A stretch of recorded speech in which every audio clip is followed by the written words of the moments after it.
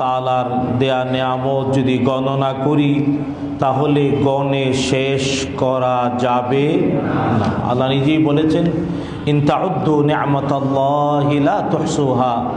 Calculator দিয়ে 1 2 3 এভাবে করে করে যদি গণনা করা হয় তাহলে আল্লাহ তাআলার দেয়া নিয়ামত গণে শেষ করা যাবে না। যদিও মানুষ, আল্লাহ তাআলা আবার বলেছেন মানুষ হলো কানুদ।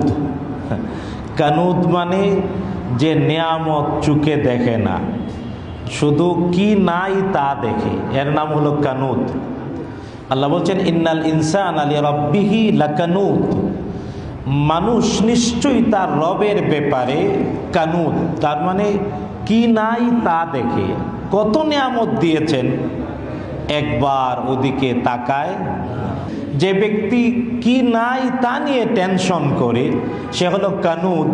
সে নিয়ামতের মর্যাদা বুঝে না, ভোগও করতে পারে না। তাই যা যা আছে তা নিয়ে মহারাজা।